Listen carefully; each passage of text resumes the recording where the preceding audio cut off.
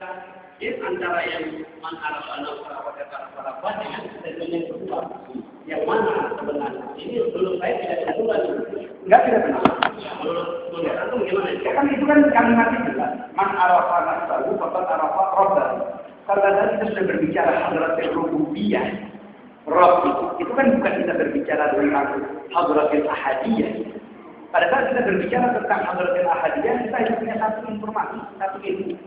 Bahwa namanya di hadratul ahadiyah, di hadirat ketunggalan, hanya Allah SWT. Dah, qul huwallahu ahad. Katakan bahwa namanya adalah Allah adalah ahad. Pada saat kita berbicara tentang hadratul ahadiyah, berarti tidak ada kreasi. Hanya ada tunggal. Tunggal itu belum bisa dibagi-bagi kan? Lalu kemudian dari hadratul ahadiyah kan turun menjadi Allah SWT menampakkan dirinya menjadi hadratul wahidiyah. Nah, hadratul wahidiyah itu nanti sudah ada asma dan sifat dan lain, terus hadratul rububiyah dan lain-lain.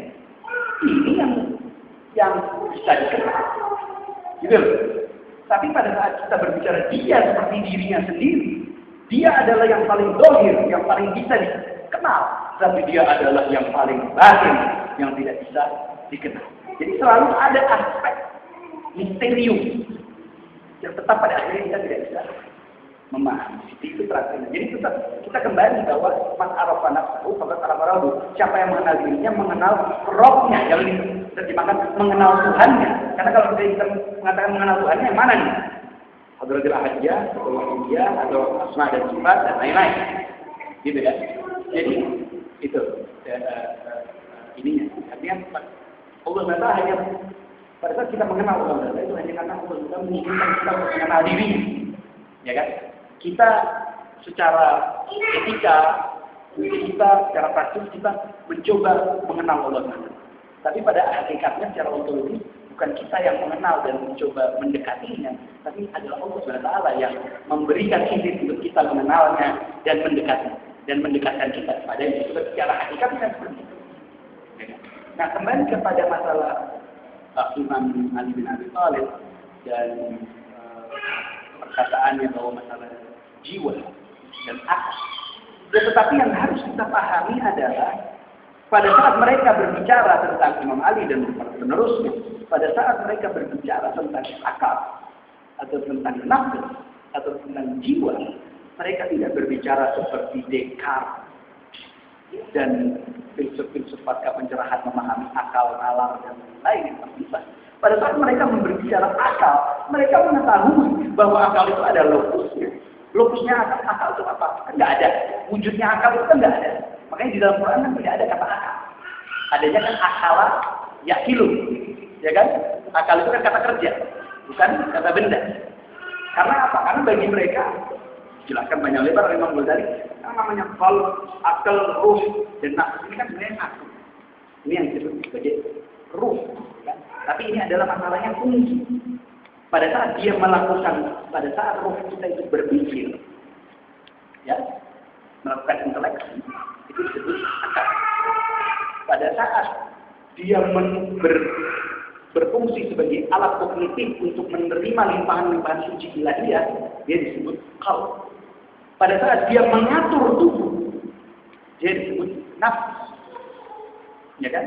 Pada saat dia menghadap kepada alamnya, alam arwah, alam nubur, dia disebut ruh. Maka pada saat kita berbicara tentang akal atau nalar atau apa, ini tidak bisa dibebaskan, tidak bisa dipisahkan dari nafsu. Tidak bisa jika kita berbicara tentang nafsu, maka tidak bisa dipisahkan dari hawa, dari bisikan-bisikan yang akhirnya mampu justru memenjarakan nafsu kita. Tidak bisa dipisahkan justru pemikiran kita. Upaya kita untuk bisa berpikir tenang daripada upaya pendisiplinan tubuh. Jadi buat saya tidak kontradiksi, tapi bahwa itu sudah inherent di dalam. Cuma masalahnya kita memahami itu atau tidak. Mungkin karena kita sudah terbiasa dengan cara-cara pemikiran Kartesian, akhirnya kita menganggap Imam Ali itu seperti mengamini, jadi semuanya rasional. Ya, rasional tetap, tapi artinya kita tidak bisa berpikir rasional secara lurus, secara kokoh, secara kuat, secara tajam. Kecuali memang bagiannya itu sudah saling Ya kan? Kalau bisa dijual sama Singapura dan lain-lain, susah. Pada saat hati kita kalbunya masih ya tekanlah, masih membolak-balik seperti dikatakan di hadis ini apa? Seperti di Asabi Ar-Rahman. Bagaimana kita bisa? Jadi ini kan harus distabilkan dulu. Inilah yang disebut kalau sudah stabil ini disebut fuad. Ya kan? Makanya di dalam Quran dikatakan maka dzabal fuad ma. Tidak. Fuad itu tidak bisa membohongi apa yang dia lihat. Fuad itu tidak berbohong. Apa yang dia lihat adalah yang dia tetap yang dia saksikan. Tapi kalau terkadang masih bisa menggelincirkan kita. Karena masih bisa masuk wirah. Masih bisa justru terlalu didominasi oleh fakultas royalitas. Yang ini semua berhubungan dengan jasmania. Ini sama sekali menurut saya tidak bisa. Bahwa upaya pendisiplinan itu adalah upaya untuk bernalar. Terjawab ya tadi itu. Ya, nanti ada.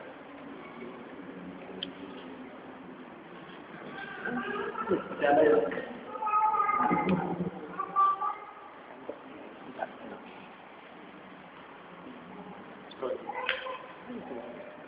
Tanya, tinggal tanya dulu.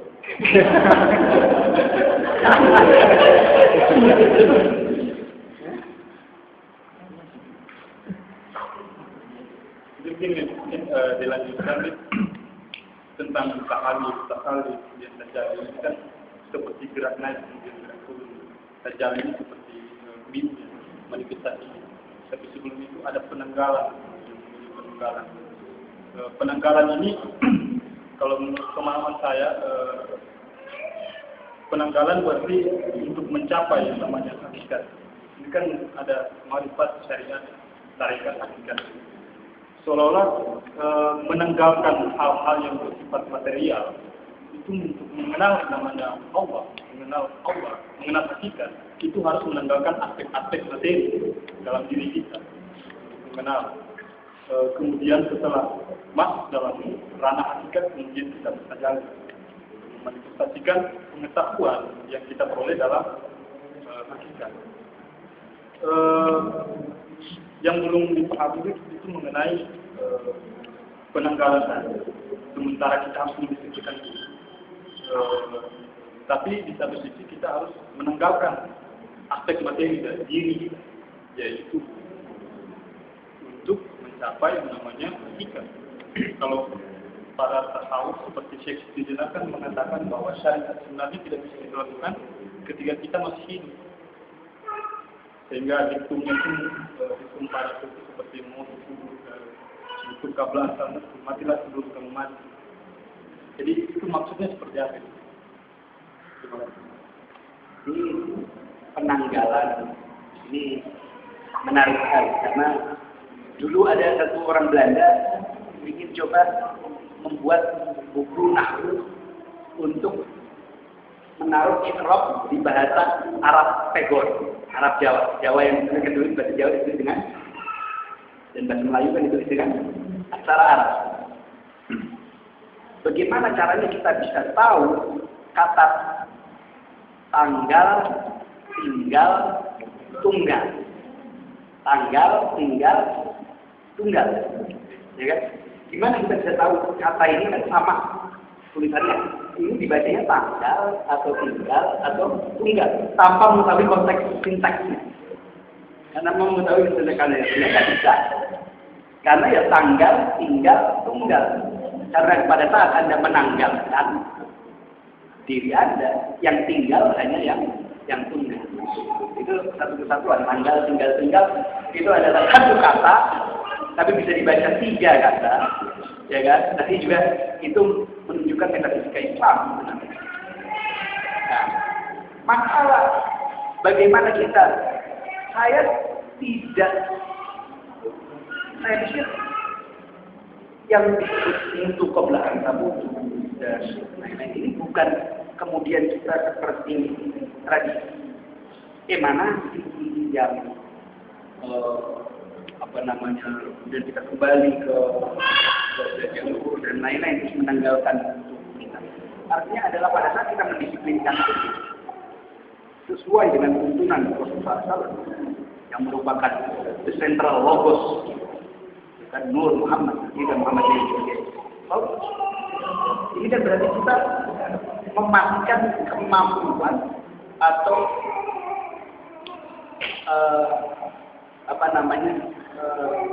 kecenderungan tubuh untuk unsur-unsur rohani, unsur-unsur tubuh yang mengontrol seperti nafsul hayawaniyah dan nafsul nafithah, untuk kemudian dia menutupi nafsul hayawaniyah dan nafsul nabatiyah, menutupi nafsul nafithah, kan akal nafsul mutmainnah ini. Nah, sedangkan pada saat dia sudah didisiplin, maka dia ini nurut dengan nafsul nafithah.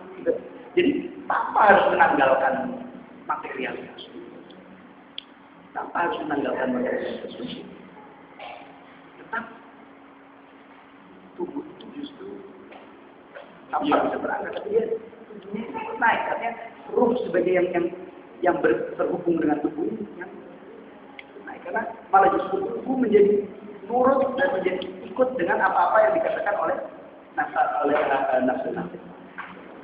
Nah, oleh karena itu, biasanya kita harus mengambil pelajaran misalnya dari Islam itu. Kenapa kok? Saya nggak tahu kalau di dalam tradisi Syiah, tapi kalau misalnya di akidahnya Ahlussunnah wal Jamaah itu, pada saat Rasulullah SAW mi'raj itu, beliau mi'raj dengan jasmani dan rohani, bukan hanya rohaniahnya saja, tapi jasmani dan rohani, dan mencapai tingkat yang demikian tanpa menanggalkan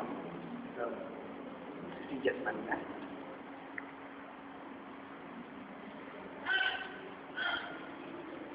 Jadi artinya memastikan, itu saya melihatnya adalah memastikan agensi itu, sehingga tubuh tidak lagi berkuasa atas jiwa, tapi justru jiwa yang berkuasa atas. Benar kata Koba. Benar kata Koba. Jiwa memenjarakan. Jiwa yang memenjarakan.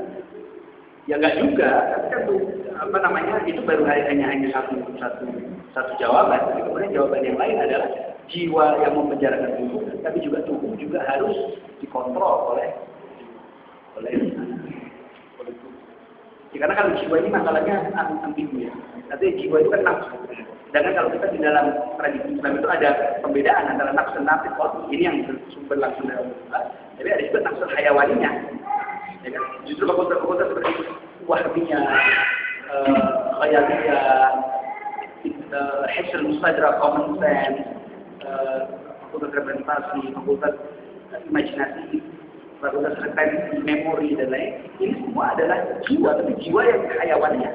Oleh karena itu, binatang pun mempunyai kemampuan-kemampuan itu, bukan hanya manusia. Tapi kalau kita sudah berbicara tentang nafsu, satu-satunya unsur yang bisa mengenal Tuhan ini hanya manusia.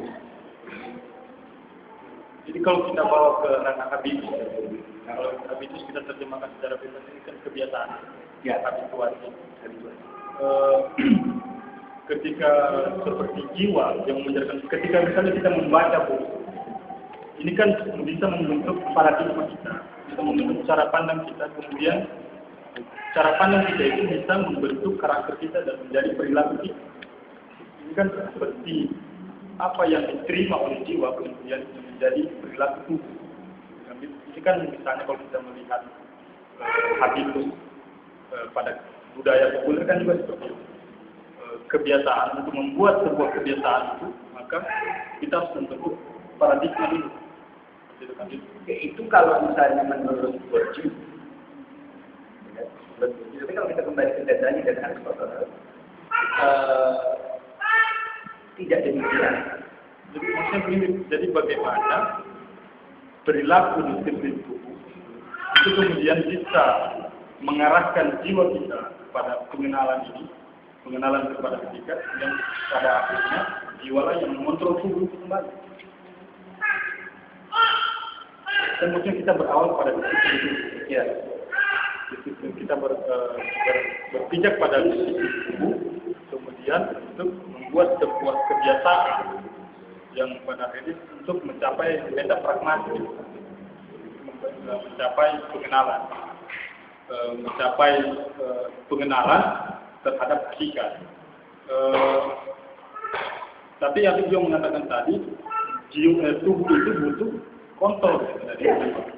Jadi maksudnya bagaimana sih proses apakah ini berjalan secara berkesinambungan ataukah dia berjalan secara besar?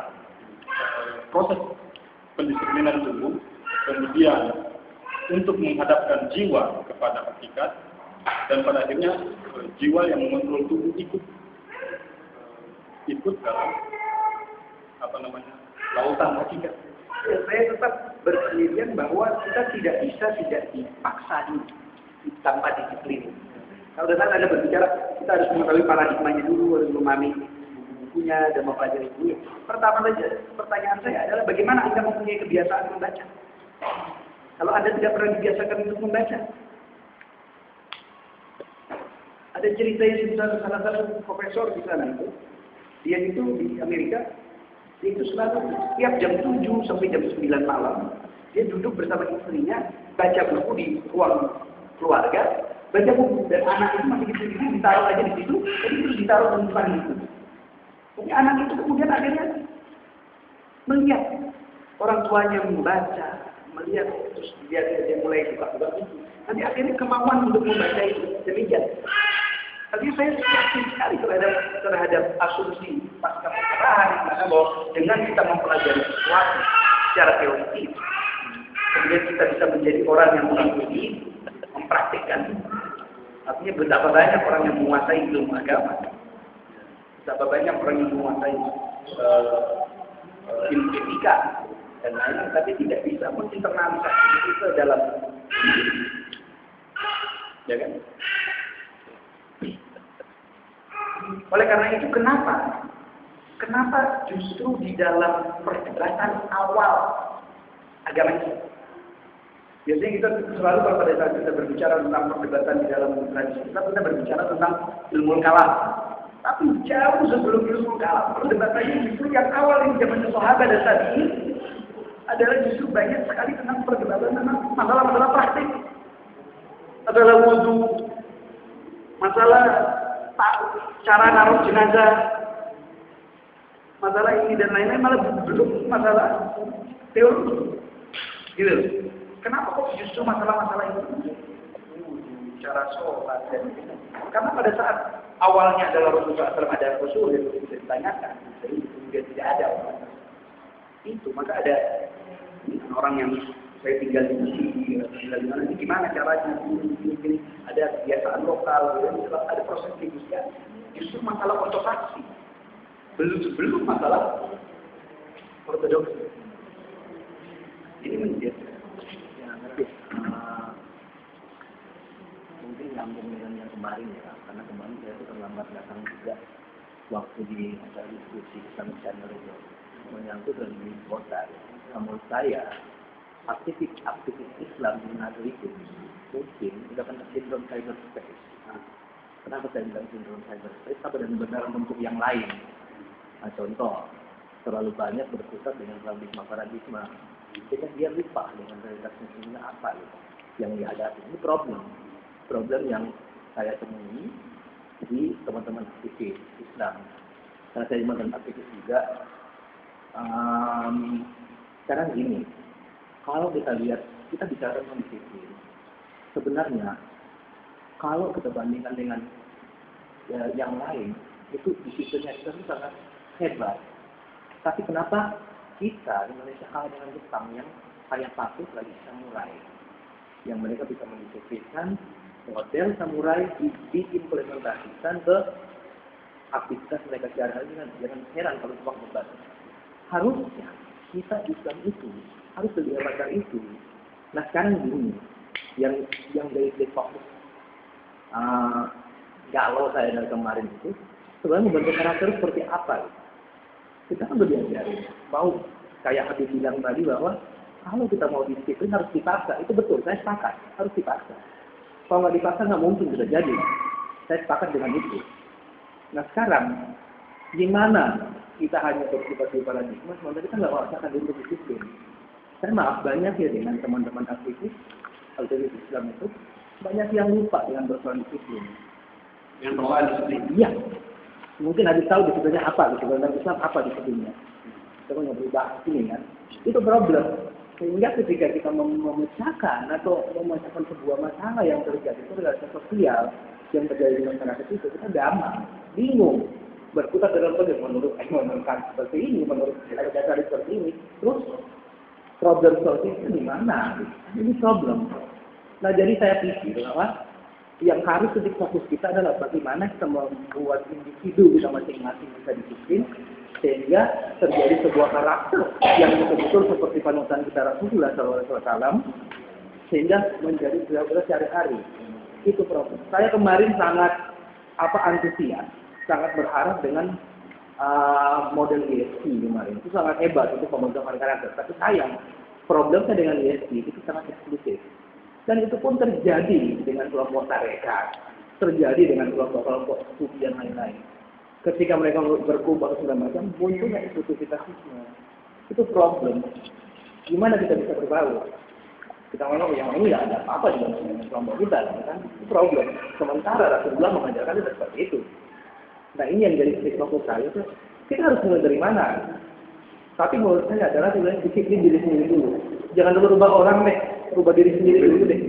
Menurut saya begitu. Terima kasih. Jadi menyambung dari kantor. Jadi saya justru menilai bahwa akhirnya ini kata ini fenomena apa sebenarnya? Saya justru menilai teori dalam skop yang lebih besar mungkin ilmu justru akhirnya mengalienasi seorang. Justru dengan berbagai macam masuknya informasi, kajian dan lain-lain. Dalam kasus saya justru mengalienasi terakhir. Kita justru sulit untuk berlaku disiplin.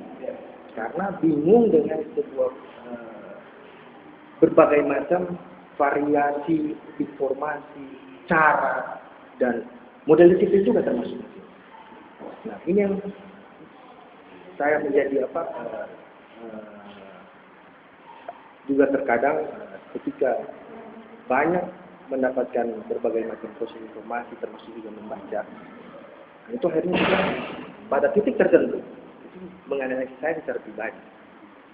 Dan ini tidak hanya mungkin juga ini menjadi fenomena umum, apalagi kita di Kota Manado. Salah satu contoh misalnya kita senang untuk mendapatkan berbagai macam materi dalam artian ilmu, tapi pada sisi yang lain juga kita sulit menjalankan adab dalam kita menerima sebuah materi. Misalnya dari proses waktu, ini sebuah hal yang paling sederhana. Dan ini juga bagian dari kritik saya juga terhadap institusi kita juga, Elmos misalnya.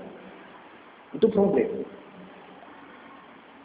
Dan seakan-akan yang ingin saya katakan bahwa harusnya kita berhenti mengkaji sesuatu dan mari kita mendisiplinkan dulu itu.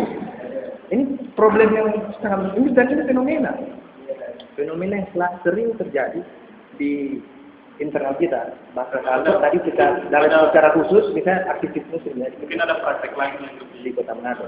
Salah satu juga misalnya sebagai penanda kita ya. Makanya saya lebih senang kita bikin kemarin Islamic Center. Itu juga sebagai penanda. Problem yang sangat luar biasa.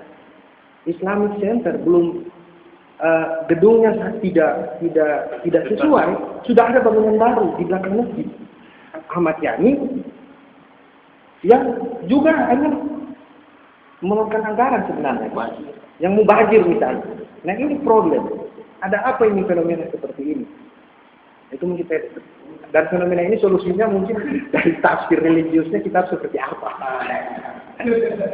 Ya makanya Ini menarik sekali dan saya lihat ada kesalahpahaman di kalangan para sarjana muslim.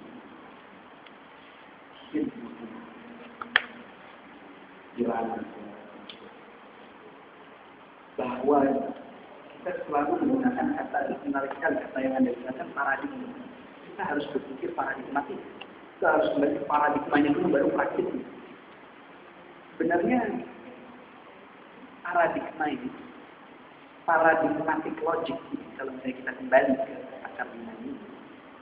Ini adalah sesuatu yang sangat berpikir paradigmatik itu sesuatu yang berbeda dari berpikir analogis atau berpikir hermeneutik atau berpikir yang saya lihat dari cara kita menggunakan kata paradigma, membangun paradigma dan lain-lain, atau menguasai paradigma baru.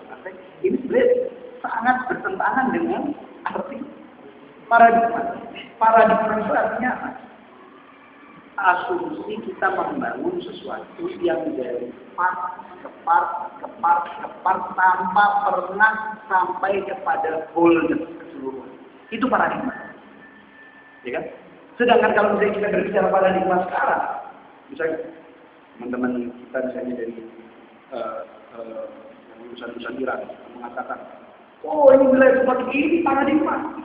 Dari mulai metafisik, dari ontologi metafisik sampai ke etika, politik, dan lain-lain. Dan itu berparadigma. Itu ideologinya. Tapi paradigma itu tidak seperti itu.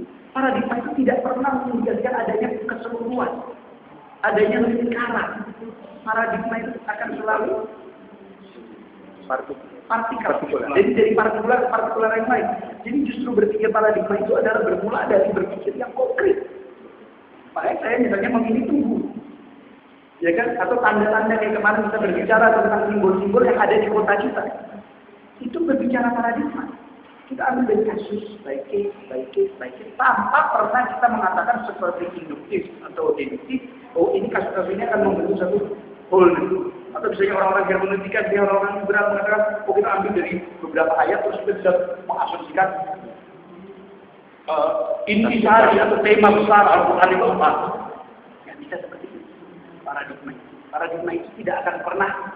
Thomas Kuhn bilang paradigma itu seperti horseshoe, seperti sepatu kuda. Ya kan? Mereka akan coba selalu biar gimana caranya membuat titik ini ketemu dan menjadi apa? Menjadi lingkaran, tapi tidak pernah, justru tidak pernah ketemu. Jadi selalu paradigma itu tidak akan mungkin. Justru saya mengatakan bahwa tadi penjabaran tadi mengenai sanad ilmiah itu paradigma. Karena kita tidak terus serta-merta mengatakan, oh saya mengikuti Rasulullah. Seperti Rasulullah itu sudah ada satu adalah yang realistis. Saya mengikuti guru saya. Guru saya punya sanad kepada Rasulullah. Saya tahu guru saya itu juga diikuti dari satu kasus, yaitu gurunya ikuti dari satu kasus, gurunya ikuti sampai ke Rasulullah. Nah itu adalah jaringan paradigma dari satu kasus ke kasus lain, ke kasus lain, ke kasus lain, ke kasus lain, hingga sampai ke Nabi Muhammad. Nah, begitu juga cara kita berpikir. Adalah melihat kasus per kasus, tanpa pemikiran bahwa ini adalah semua hanyalah bagian dari satu keseluruhan. Nah itu yang saya rasa kelemahan kita, karena kita ingin cepat-cepat mau bikin suatu yang kita berpikir paradigmatis, itu kita tidak mengindahkan, kita justru berpatokan pada yang konkret, yang realistis, yang ada di depan mata kita, dan termasuk tubuh kita sendiri. Dan kita membangun jalinan dengan kasus lain, instansi lain. Itu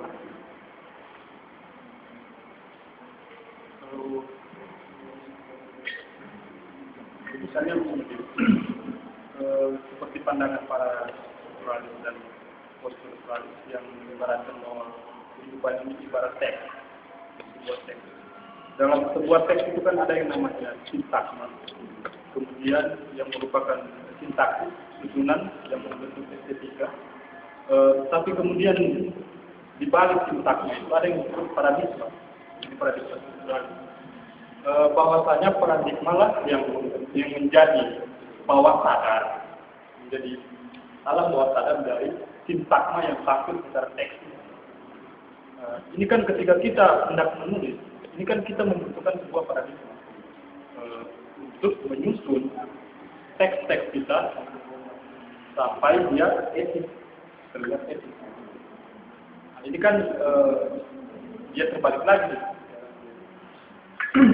Kemudian tentang sejarah tentang institusi paradigmatik kita yang tunggal sebenarnya. Ini mendiskusikan seperti dialektika Hegelian, ada ide absolut, kemudian ada tesis antitesis, sintesis, seperti alur sejarah. Tapi fakta bahwasanya sejarah itu berjalan seperti bambu, ada biaknya. Tentu saja Islam yang satu itu terdiri dari banyak mazhab, itu merupakan bias dari sejarah, bias dari dialektika sejarah. Yang kemudian untuk menegakkan relasi kita, menegakkan relasi keteladanan kita itu agar sampai kepada Rasulullah, itu prosesnya itu bagaimana? Apakah kita kemudian bertaklid, ataukah kita determinis, kemudian ketika kita sudah mendapatkan guru kemudian kita taklid buta seperti itu, ataukah memang itu merupakan sebuah proses pencarian yang bisa saja itu masih relatif. Mengenai masalah paradigma dari teks, ini sekarang tergantung bacanya. Seorang bisa membaca bahwa kata-kata yang membungkus wajar kalimat tersebut itu ada underlying, berasal dari underlying paradigma di bawah. Tapi juga bisa juga kita baca seperti itu, misalnya dari struktural linguistik, melihat kata-kata ini untuk melihat paradigma di bawahnya itu apa, epistemnya itu apa, relatif terus, ya kan, dan early. Tapi juga bisa dipahami bahwa mungkin juga paradigma itu tidak ada, tapi justru paradigma itu kita sendiri yang membuat pada saat kita membaca dan memaknai ini. Mungkin ini adalah satu hal-hal yang berbeda. Saya sudah baca berbeda ini, ada hubungan. Saya mau tanya, Levi-Strauss berbicara tentang logika kultur sebuah suku, ya, atau sebuah agama dari sintaks ini. Itu kan bermulanya dari sintaks, membaca sintaks ini. Tapi siapa yang bisa menjamin bahwa paradigma yang dibaca bahwa sintaks itu memang muncul dari paradigma yang dibawahnya? Ya, dari satu logika kultur, saya nggak menggunakan paradigma karena itu bukan paradigma. Logika kultur yang di bawahnya ini adalah ekspresi-ekspresinya, atau malah justru logika kultur itu hanya karena kita membacanya dari luar tafsir. Membacanya dari luar, kita mengkonstruksikan seperti ada boldness di bawahnya ini adalah ekspresi. Kemudian pengarang sudah mati. Ya pengarang sudah mati, tapi artinya ya tapi kan tidak ada pengarangnya. Masalahnya begitu. Jadi artinya pengarangnya banyak macam. Ya kan? Kayak misalnya sekarang kalau misalnya kita berbicara tentang apa tadi saya ngomong?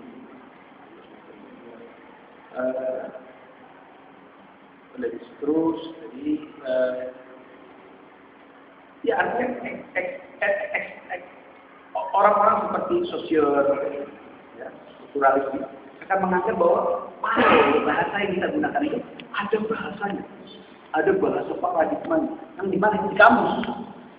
Bukannya kamus itu justru memang ditulis itu karena penggunaan bahasa. Seorang yang menulis kamus itu melihat bagaimana bahasa Indonesia digunakan, terus dia menulis, ya kan? Bukannya coba dulu menulis cara-cara berbicara bahasa Indonesia karena dia lihat dari pengalaman itu, gitu loh. Jadi inilah yang membedakan antara logika instansiasi dan logika manifestasi. Ingat tadi saya menggunakan kata instansiasi. Apa bedanya instansiasi sama manifestasi? Manifestasi itu seperti kayak Plato. Bahwa ada cetakannya di atas sana, zebrana, terus yang kita lihat ini zebra-zebra yang ada di sini itu adalah manifestasi dari ide zebra, ya kan? Bahwa kita mau melihat ini bahasa ini, sebenarnya ini hanyalah manifestasi dari ide di dalamnya, logika kultur yang di dalam. Tetapi kalau misalnya kita merubah pandangan kita menjadi pandangan instansiasi, berarti kita mengatakan bahwa semua ini adalah instansiasi tanpa ada yang benar. Misalnya, ini korek ini warnanya apa? Hitam. Ini kopi ini warnanya hitam. Ini kurma ini warnanya hitam. Ini hitam. Ya, ajwa misalnya hitam. Ini hitam. Ini semua adalah menjadi instansiasi material dari kita. Ya kan? Dari kita. Lah hitamnya sendiri itu mana? Gak ada. Kita tidak bisa mengatakan di Alice in Wonderland itu kelincinya tanya sama Alice. Saya kepingin dong merah. Loh, merah itu apa? Katanya. Merah itu apa? Merah. Ya kan ini bendera merah. Tapi kan kita nggak tahu karena kita selalu hanya bisa memahami merah atau hitam sebagai kualitas karena kita melihat adanya hal-hal lain yang hitam. Kenapa ini bisa disebut paradigma? Ini hitam. Berarti dia mempunyai hubungan relasi indeks skala dan polisain dengan kopi, dengan rumah, dengan tapi juga di saat yang sama setiap benda ini sudah mempunyai banding. Dia bukan cuma hitam, tapi dia punya kualitas apa? Apa? Masa, enteng. Berarti entengnya dia ini tidak kemudian mengkoneksikan dia dengan mobil hitam yang berat, tapi entengnya dia ini mengkoneksikan dia dengan asli. Jadi dia membentuk relasi instansiasi lain. Nah sekarang siapa yang bisa menjamin bahwa maknanya dari ini adalah hitam? Sehingga saya harus koneksikan ini dengan kopi ini, dengan kurma ini, dengan ini. Orang lain juga bisa mengerti, maknanya dari ini bukan hitam, lain. Berarti apa koneksinya dengan isu, pada putih, dengan tasbih. Ini namanya kita dari part lain. Ini namanya instansi. Jadi hitam adalah hanya kita maknai sebagai instansiasi. Hitam sebagai kualitas itu hanya kita bisa pahami secara psikologi. Ya kan? Seperti misalnya Imam Ghazali dulu berbicara tentang occasionalism, bahwa menurut Imam Ghazali dan para teolog tidak syariah tidak ada itu yang namanya hubungan sebab musabab.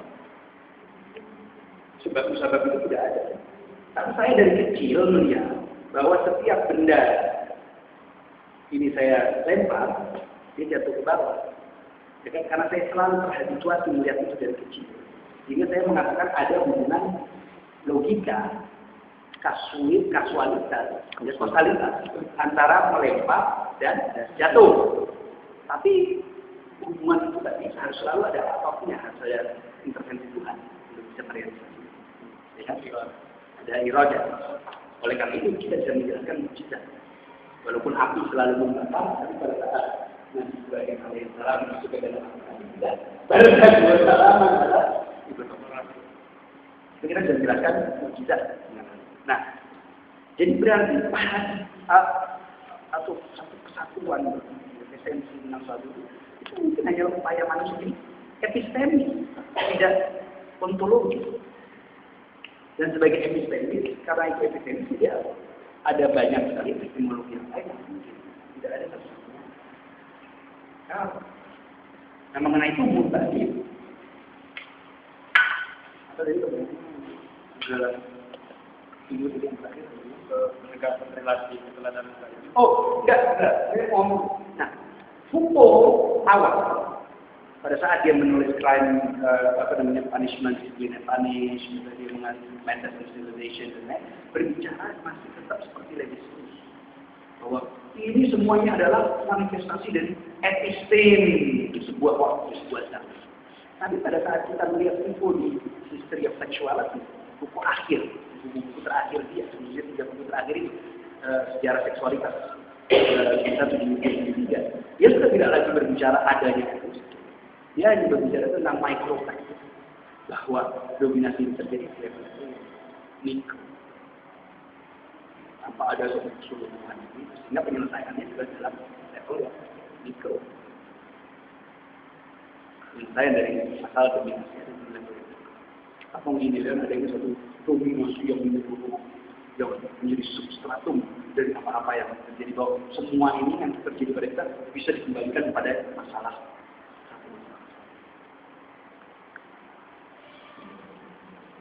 Jadi awal dari pasal itu. Iya. Ada.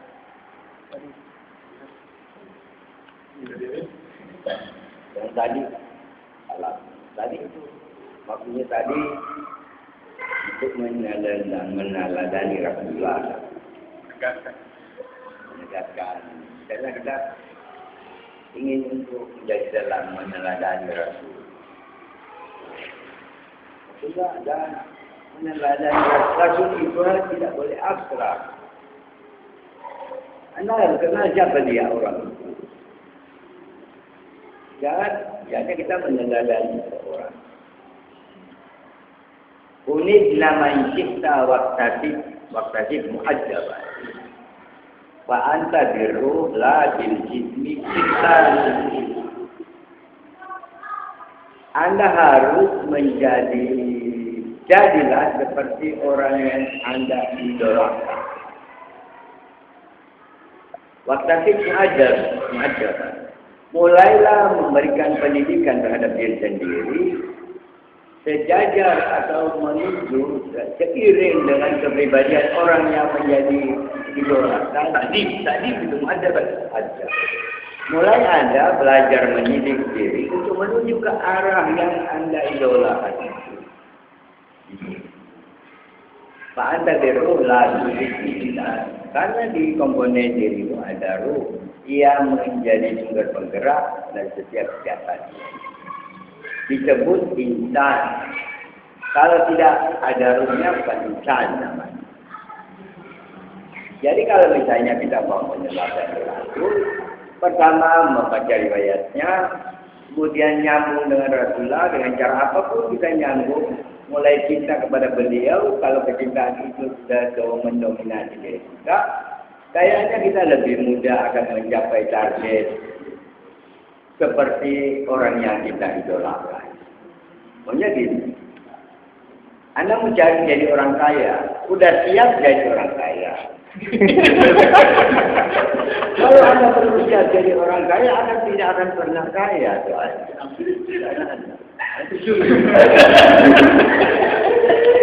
Anda belajar kata buku itu dagang, sering koran, semua harian yang kajian, mau transfer apa segala macam, udah dikaji, udah ada bahannya untuk jadi orang kaya, berarti Anda siap untuk jadi orang kaya.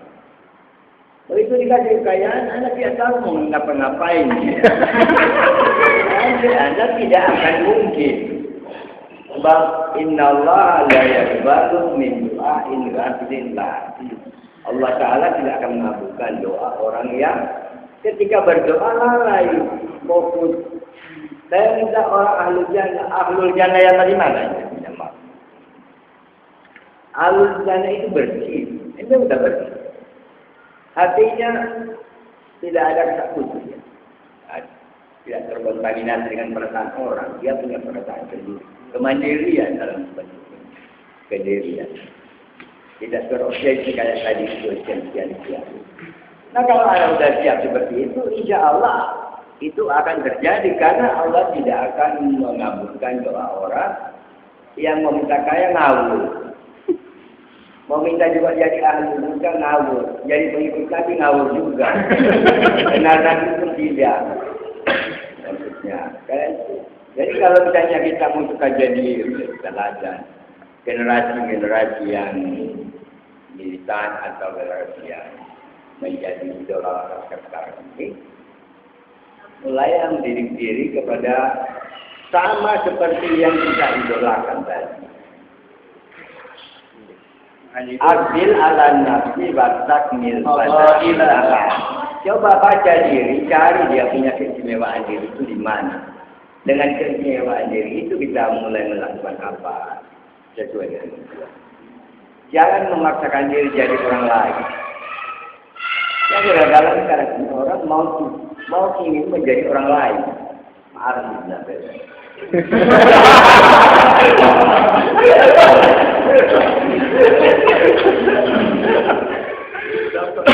sama beliau ini orang punya cerita ini, dia wajib harus jadi orang lain kalau jadi orang lain. Kalau yang cuma jadi orang dia sendiri enggak. Ya udah internet saja tadi. Jadi kalau kita ingin menjadi mencapai tujuan itu mulai mengajar diri sendiri untuk siap jadi orang. Dan apa namanya itu juga bahwa yang dikatakan oleh Habib Hussein tidak abstrak. Itu sebenarnya selalu kita baca setiap hari. Jika kita minta sama Allah Ta'ala ihdinas siratal mustaqim, masih abstrak kan? Lalu yang dijelaskan, asyhadu ayu siratal ladzina an'amta 'alaihim. Ya kan? Jalan orang-orang yang tadi diberi Terakhir senang. Jalan orang-orang yang hidup senang. Bukan bergerak untuk di jalanan. Jadi material, request. Mungkin aja dalam diskusi sore ini tidak menyampaikan apa-apa, tapi beberapa hal dari yang diingatkan mungkin sharing soal soal karakter. Tadi awalnya kita membuka dengan hal tersebut ya, dan itu selalu diceritakan jika bersama menghadapi keadaan negara yang seperti ini, dan selalu wacananya yang dibicarakan adalah kita membangun karakter, dan kita selalu mengingatkan diri harus membangun negara seperti apa gitu. Saya tertarik dengan beberapa pandangan tadi, berangkat dari diri sendiri, tertarik dengan pandangan mendisiplinkan diri, karena sebagai penutup hari ini ya, kalau waktu yang terbatas, saya sangat mempercayai bahwa pembangunan karakter tersebut itu adalah satu sistem pendidikan yang kita bicara terus-menerus oleh tali temali yang meningkatkan kita pada keadaan-keadaan kita sebelumnya. Dan di dalamnya itu ada unsur keluarga. Di dalam keluarga ada unsur diri, ada unsur individu. Jadi saya hanya ingin menyampaikan kepada kita semua yang ada di sini, terutama generasi muda yang memiliki kegelisahan itu, tetap waspada, aware gitu ya, menyadari sekali bahwa membangun peradaban atau membangun bangsa ini memang betul dimulai dari diri sendiri, dari seorang individu gitu. Kalau dikaitkan lagi dengan tadi bicara soal paradigma partikel kita lah partikel tersebut yang punya tali temali gitu ya kepada keadaan-keadaan sebelum kita. Jadi karakter itu bukan sesuatu yang abstrak, karakter bukan sesuatu yang kemudian kita harus pikirkan masuk ke tenaga gitu. Bagaimana ya caranya membangun karakter